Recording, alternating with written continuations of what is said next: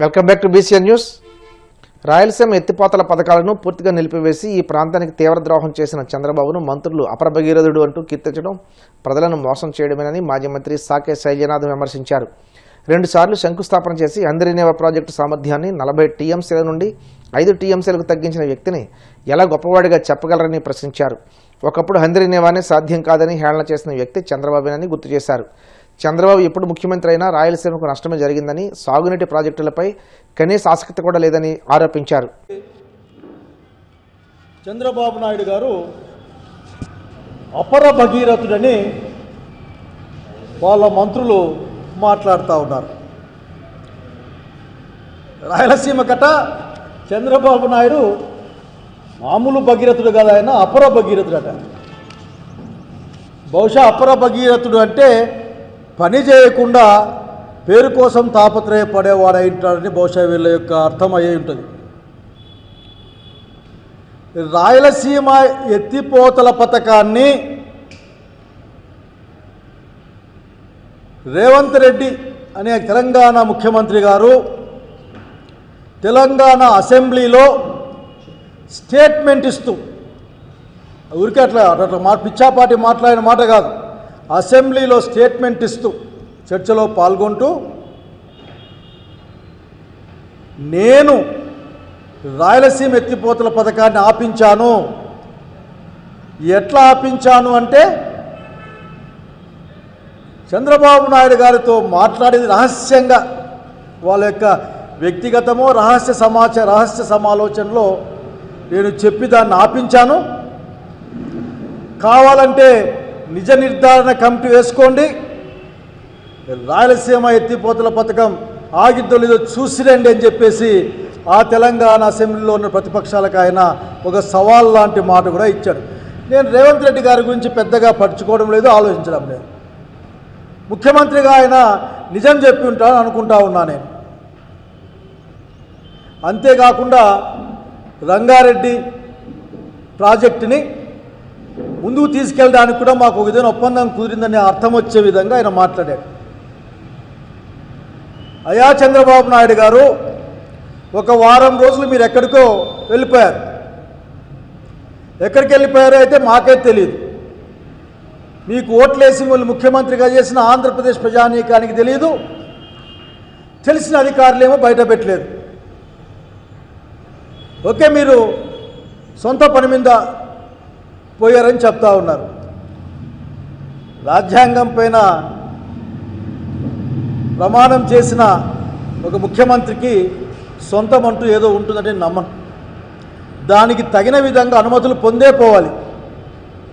బహుశా అనుమతులు కూడా రహస్యంగా ఉన్నాయంటే ఆ రహస్య పర్యటనలోని వ్యక్తిగతం ఏదో మీరు చెప్పాల్సిన అవసరం ఉంది. కానీ ఈ రోజున రాయలసీమ ప్రజలు మీ నోటి మాట కోసం ఎదురు చేస్తూ ఉన్నారు. మీరు కన్ఫెస్ అవుతారా? అవును, ఆ రోజున రేవంత్ రెడ్డి గారికి, అంటే ఆయన శిష్యుడు, రాజకీయ శిష్యుడికి, లేదా రేవంత్ రెడ్డి గారికి, వదిలేండి పార్టీలు వేరే ఉన్నాయి, ఇప్పుడు రేవంత్ రెడ్డి గారికి నేను మాట ఇచ్చాను అని మీరేమైనా చెప్తున్నారా? రాయలసీమ ఎత్తిపోతల పథకాన్ని గురు శిష్యులు చంద్రబాబు, తెలంగాణ సీఎం రేవంత్ రెడ్డి కలిసి నాశనం చేశారని మాజీ డిప్యూటీ సీఎం అంజద్ బాషా విమర్శించారు. రాయలసీమ ప్రజల భవిష్యత్తును తాకట్టు పెట్టిన ఈ చర్య సీమకు చేసిన ఘోర ద్రోహంగా అభివర్ణించారు.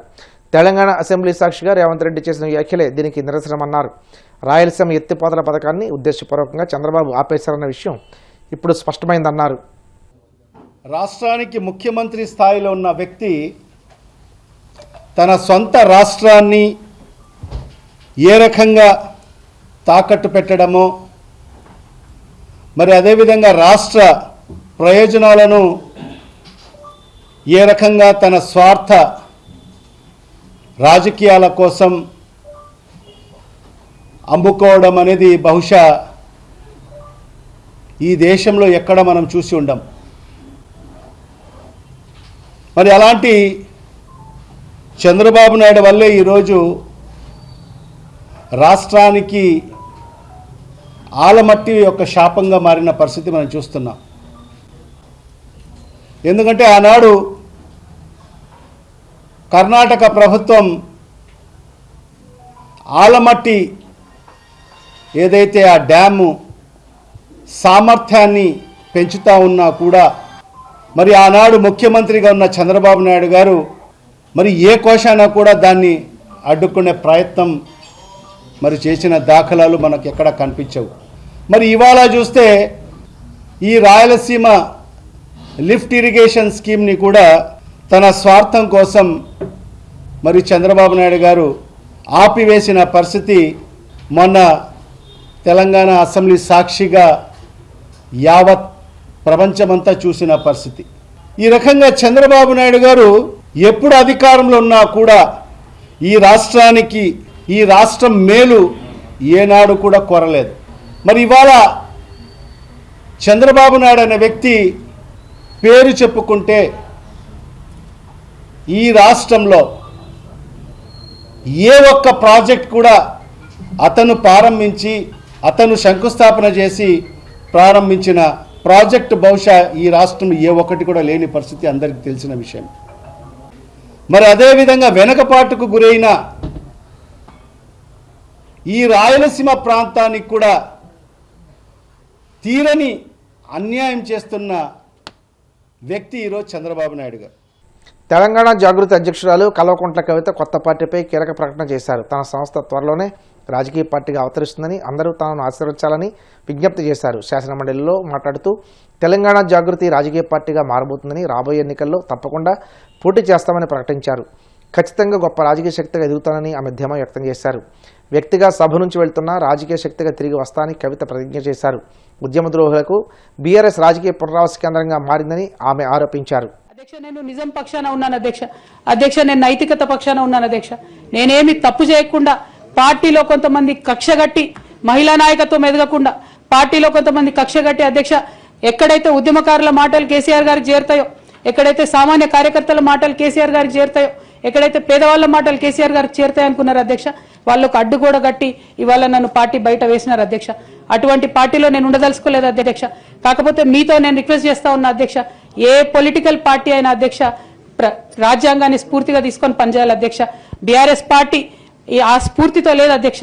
కాబట్టి నేను ఈ రాష్ట్రంలో మహిళలకు కొంత ఇన్స్పిరేషన్ ఇవ్వడానికి అధ్యక్ష, ప్రజలకు ఓవరాల్ గా సేవ చేయడానికి అధ్యక్ష, ఇప్పుడు కాంగ్రెస్ పార్టీ చేస్తున్న విధానాలకు ప్రధాన ప్రతిపక్షం అధ్యక్ష ఇవాళ లేనేలేదు హౌస్ లో, నిన్న మొన్న అసెంబ్లీ నడిచింది అక్కడ లేనేలేదు అధ్యక్ష. ఆ యొక్క గ్యాప్ ని ఫిల్ఫిల్ చేయడానికి అధ్యక్ష నేను ఇవాళ ఒక వ్యక్తిగా ఈ హౌస్ లకి వెళ్ళిపోతున్నా అధ్యక్ష. కానీ నేను ఒక శక్తిగా ఫ్యూచర్ లో చట్టసభలకు తిరిగి వస్తా అధ్యక్ష. డెఫినెట్ గా ఒక పొలిటికల్ సిస్టమ్ ని క్రియేట్ చేస్తా అధ్యక్ష ఈ స్టేట్ లో, చేసి ఖచ్చితంగా ఒక శక్తిగా నేను తిరిగి వస్తాను అధ్యక్ష. వార్తలు ముగించే ముందు ముఖ్యాంశాలు మరోసారి. డిసెంబర్ నాటికి రాష్ట్రంలో రెవెన్యూ వ్యవస్థలోని లోపాలను పూర్తిగా ప్రక్షాళన చేసి ప్రజలకు, రైతన్నలకు అండగా నిలుస్తాం. మంత్రి ఆనం రామనారాయణ రెడ్డి స్పష్టం. జగన్ సర్కారు అక్రమాలను కాగ్ బట్టబయలు చేసిందన్న ప్రభుత్వ whip MLA Yarlagadda Venkatrao. PPP విధానం భోగాపురం ఎయిర్పోర్టుపై వైసీపీది క్రెడిట్ చోరీ యత్నమని ధ్వజం.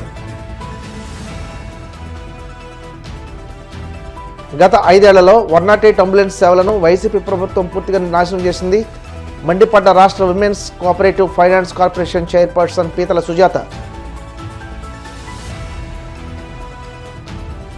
భోగాపురం ఎయిర్పోర్ట్ నిర్మాణ ఘనత ముమ్మటికి జగన్దేనన్న మాజీ మంత్రి అమర్నాథ్. క్రెడిట్ చోరీకి పాల్పడడం టీడీపీకి వెనతో పెట్టిన విజయాన్ని ఎద్దేవా. ఈ వార్తలు ఇంతటితో సమాప్తం. మరిన్ని వార్తల కోసం BCN digital YouTube channel, Facebook page follow అవ్వండి. అప్డేట్ వార్తల కోసం ప్లీజ్ సబ్స్క్రైబ్.